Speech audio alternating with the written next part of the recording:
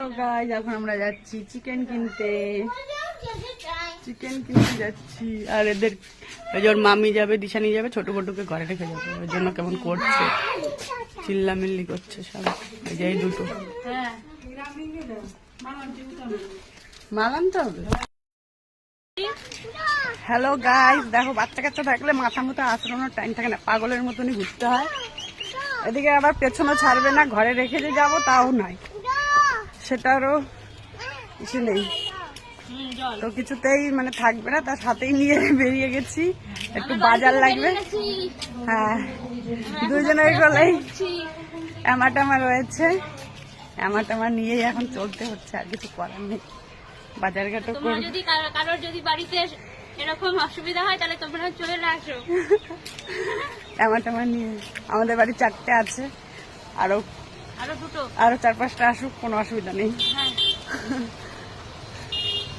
এই দেখো তারা মায়ের মন্দির, এই জায়গাটা দেখো, কালীমা। এই যে দেখা যাচ্ছে না ভালো করে, না ফ্ল্যাশ আসছে আয়না। এই যে কি সুন্দর, জয় মাতারা, জয় মাতারা, জয় মাতারা। চিকেন কিনতে চলো, চিকেন কেনাটা দেখাবো তোমাদের কিরকম ভাবে আমরা চিকেন কিনি। এই যে আমার কাকার দোকান হচ্ছে জুতোর দোকান। কার কার লাগবে জুতো সীমান্ত বাজার চলে আসো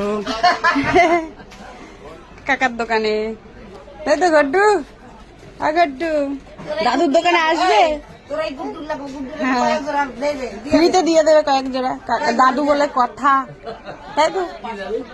আর চলে আয় দিশানি, চলে আয় তাড়াতাড়ি তাড়াতাড়ি। ওই যে আর একজন, আসো আসো আসো আসো।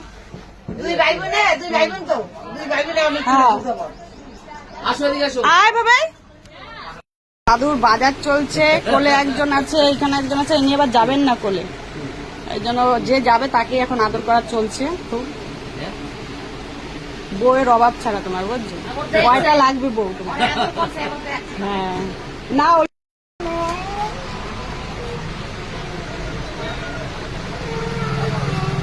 এই যে বাড়ির দোকানের জিনিস কিনতে এসেছি, মাল দোকানের।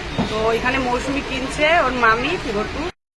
এই দেখো ওই সামনের দোকান থেকে মাল কেনা হচ্ছে দোকানের জন্য, ওর মামি কিনছে। আর এইখানে আমরা আছি সবাই, কেউ না,